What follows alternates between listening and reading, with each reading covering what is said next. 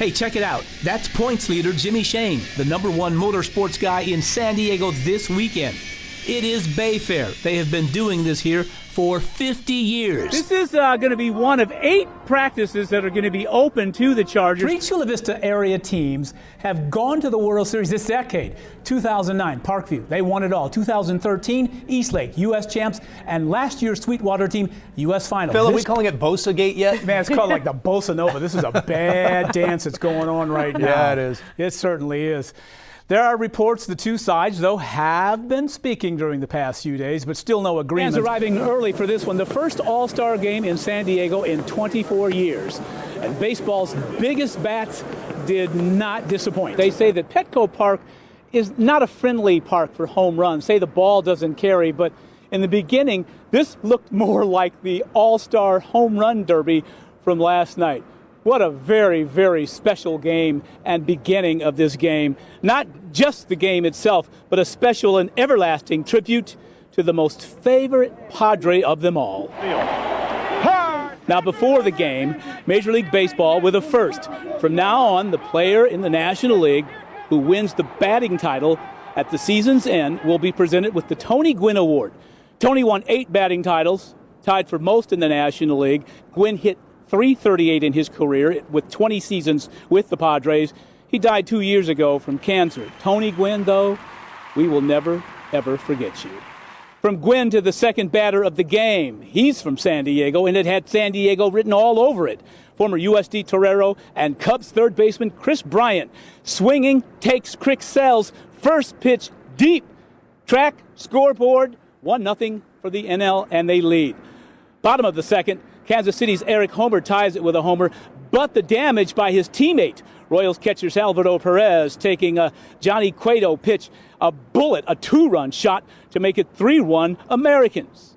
Team exchange a couple of runs, so it's 4-2. Now in the 5th, Padres' Will Myers, hitless in 2 at-bats, but on his 3rd time, this one, Rip City, the other way for a double. Myers and Nolan Arenado, though, they were both left stranded. The final score, 4-2, but Myers says it was a thrill of a lifetime to be among Major League's best.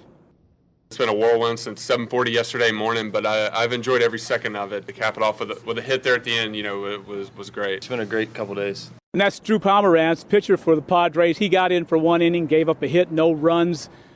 Great game here tonight, but it did have some implications. American League won the game, so that means that they will have home field advantage for the World Series. Now, as for the Padres, they'll take a couple of days off and then open up a 3-game series against the National League West Division leading San Francisco Giants, who they trail by 18.5 games.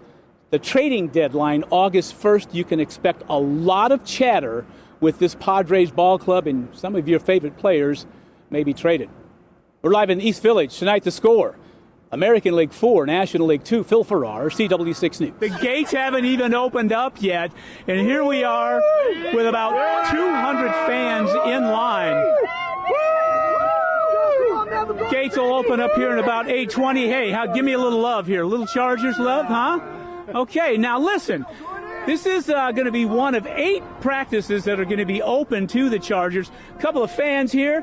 Steve and Deborah. Steve, you've got Save Our Team. That's been the rallying cry all off-season. Tell me about that. We ain't going nowhere. Our fans are going to dedicate to the Chargers, and we want them to stay. What do you guys think about that? Yeah! No L.A.! Brian is also one of those fans who cannot wait for the season begin. Who is your favorite player? Who are you looking to see? Well, I'd like to see Melvin Ingram do better this year than he's done in the past. Pretty excited about that. All right, guys, favorite players. Just tell me real quick. Rivers! All right, if you're not out here today, you can also be out here tomorrow afternoon. Then on Saturday, they'll practice in the morning. Sunday, another afternoon practice. We're live from Chargers Park. Phil Farrar, San Diego 6 News. They can't win the division, but the Padres can become September spoilers. They have played their first-place Dodgers all weekend, looking to take 2 out of 3. Nice day at the ballpark in Los Angeles. Dodgers' Adrian Gonzalez deep to right center field out of nowhere. Padres' Travis Jankowski makes the sliding catch. The runners return to second and first. Look, as Jankowski makes the play in the gap, saves at least one run. All right, on to the bottom of the seventh. 5-4, and Yasmani Grandal of the Dodgers lift the ball down the line. Check this out. Alex Dickerson, it bounces off of his glove and into the seats for a 2-run home run, and the Dodgers win 7-4. Padres, though, they can't wait to get home. Boston in a 3-game set beginning tomorrow. San Francisco and Cubs, Giants, Ehire Arianza. The RBI squeeze bunt scores Eduardo Nunez, and the G-men go up 2-1, but the Cubs tie it up, go to extra innings, bottom of the 13th. And I mean, they are playing some baseball in Chicago. Jason Hayward with a walk-off RBI single. Anthony Rizzo scores, and the Northsiders win again, 88th victory of the season. One big college game to tell you about tonight. I mean, they dug deep for this one. 9th-ranked Notre Dame in hostile territory, 9th in one poll, 10th in the other, as they visit a Texas team looking to avenge last season's loss. There's Texas with the state flag in their burnt orange uniforms, hook 'em horns, and the Golden Domers from Notre Dame, Indiana. Notre Dame gets on the board first. Deshaun Kaiser throws the fade to equanimous St. Brown, who gets a foot down, 13 yards, Irish up 7-0. True freshman Shane Bichelle gets the start. First drive for Texas. Bichelle hits Armonte Foreman, who makes a great catch in the end zone. Look at that, 19 yards. We're tied at 7. This game was a shootout, and this game goes to overtime, 37-all. Tyrone Supes looking for room, breaks through the end zone, and the winning score, 50-47. World Truck Series north of the border. This was a battle. I mean, a battle that came down to the final lap. Take a look. John Hunter Nemechek in the number 8 truck wins the Silverado 250 at Canadian Tire Motorsports. Cole Custer, what a name, finishes second, side by side. The race winner took some time to be decided, and when it was, Custer didn't like it. He didn't agree. Tackling Nemechek to the ground, they were quickly separated. Just some good old boys, probably went out and had a beer after that. That's a look at Sunday Night Sports. Let's check on weather with Brooke. Andy Green. A lot of people have never heard of him, but he is well known in baseball circles, and he says he's ready to take the Padres to the next level. Obviously, I am beyond thrilled to be sitting in this seat right now. Check this out. I want to show you a list of team managers during the past 25 years for the Padres. So what do all 5 of these men have in common?